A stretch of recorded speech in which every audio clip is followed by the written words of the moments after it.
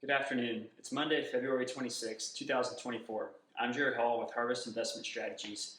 Welcome to the week ahead, our weekly video update for clients and people in our network, where we detail events that may impact financial markets each week. Before touching on the events of this week, let's unpack last week's market action. The S&P 500 index held up above the 5,000 level last week, closing up 1.7% for the week. The index rallied on the back of positive earnings results from U.S. chip producers and a stronger than expected result from one of the major U.S. retailers. Much of the run we've seen year to date has been predicated on the hope of a large artificial intelligence boom for the U.S. economy.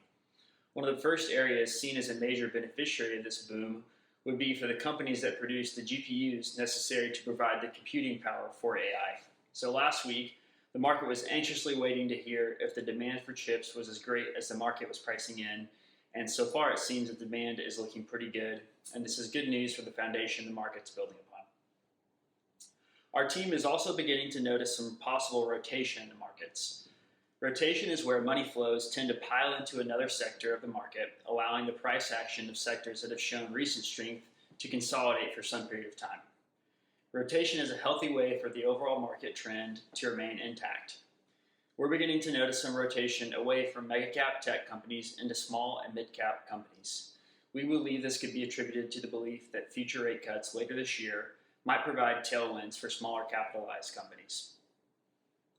Looking ahead at this week, the market will digest data on U.S. housing starts, new home sales, and we'll have our first revision of the fourth quarter gross domestic product numbers. Finally, the week will end with personal consumption expenditures release for the month of January. This will be the most important metric for the market this week, and it'll potentially sway the Fed's interest rate hiking or cutting policy going forward.